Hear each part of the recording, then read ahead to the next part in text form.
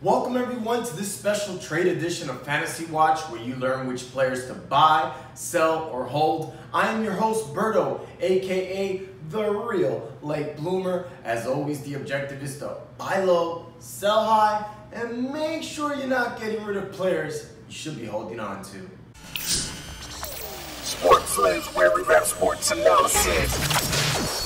Starting our buy list now with a pair of teammates, Marvin Jones and Kenny Golladay. Now that Courtland Tate is traded, this could only mean more targets for both. Marvin Jones coming off that big 30-point game in PPR. Kenny Golladay, who started the season scorching hot, has kind of tallied off, but I expect the trade to give him more targets and for him to get back on track. I would try to buy on both of those players, being that Detroit is a throwing offense. They don't have a particularly good defense, which means high-scoring games and more opportunities for both receivers. Next on my buy list is something I don't often do, and that's choose to talk about a defense.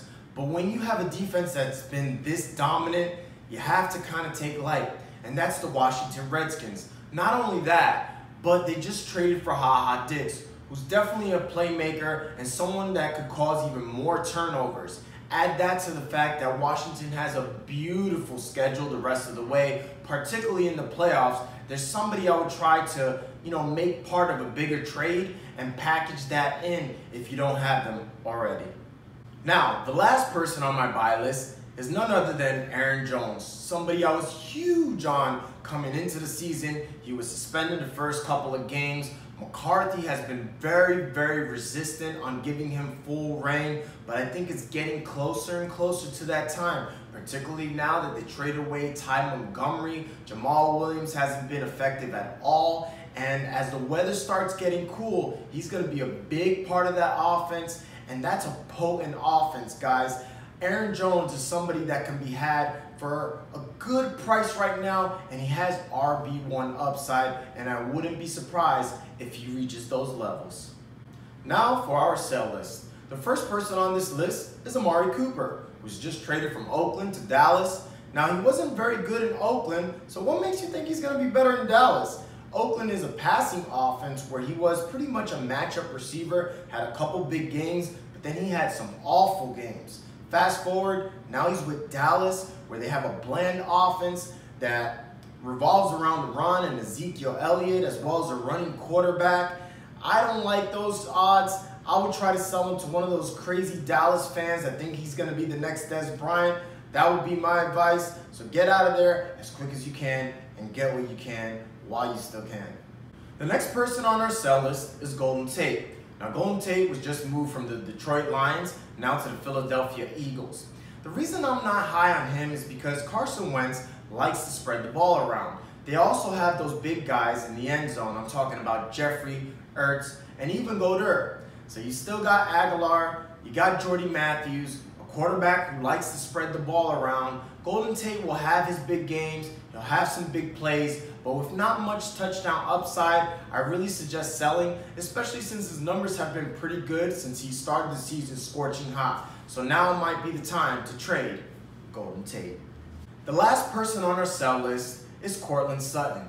Now, I know a lot of people are excited because they traded Demaryius Thomas, but the fact of the matter is, Case Keenum is still the quarterback. So with a limited quarterback and being a wide receiver too, with playing with a wide receiver like Emmanuel Sanders that demands a lot of targets, I think Courtland Sutton's going to be more of a big play guy. And you saw Demaryius Thomas, who I still think is better than Courtland Sutton at this stage of his career, wasn't that effective. So based on the hype alone, I would try to get rid of Courtland Sutton. Also looking at the schedules, it's not that inviting for Courtland Sutton. So if there's ever a time to get rid of him, get some value for him, I got no problem with anyone who wants to trade Courtland Sutton. And remember, he's still a rookie. How many rookie wide receivers really blow up? I'll wait. Now for our last list, the holds. The first person on this list, or should I say persons, we're talking about teammates Demaryius Thomas and Keke. Now, neither one of them has tremendous value right now, and that's because Demaryius Thomas hasn't had a good year. He's coming into an offense where Hopkins is obviously the leading receiver. You also got Coutee on there, but I think with Coutee still hampered by injuries and an offense that likes to throw the ball with Deshaun Watson, I would hold on to Demaryius Thomas, see how he fits in that offense. He's still got some juice left in the tank, so to speak. And the same thing with Coutee. Coutee's now injured. Hopefully he plays this week, but it still might be a week or two. However, when he comes back with those two weapons and him honing the slot, he definitely has some huge upside. I think he could be a steady wide receiver 3 easy. So in that case, I would hold off on both Keke Coutee and Demaryius Thomas and see what you could get out of those guys. The next player on our hold list is Alshon Jeffery. Now again, we got Golden Tate going to the Philadelphia Eagles, but I don't think this has much of an effect on Alshon Jeffery. If anything, it might help Jeffery because they're going to be an even more potent offense. He has a tremendous quarterback in Carson Wentz, which means there'll also be more opportunities in the red zone where Jeffery's a big body and has opportunities to make plays. So right now, I would hold off on Jeffery. I wouldn't go out, and actively pursue him because there's still that injury risk. But at the same time, I wouldn't sell off on a player with that type of talent. Last on our hold list is Ty Montgomery. Now, Ty Montgomery is in a unique opportunity because Alex Collins continues to fumble the ball.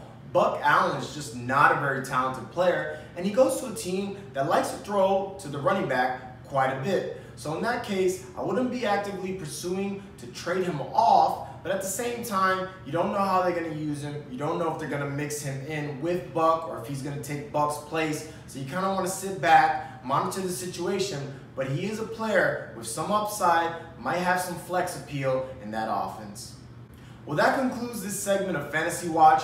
Make sure you subscribe down below for the latest fantasy content. And if you have any questions, comment on who you think you should buy, sell, or hold, or any fantasy related questions for that matter. And make sure to follow me at SportsLibs on social media. Until next time, guys, I'm out.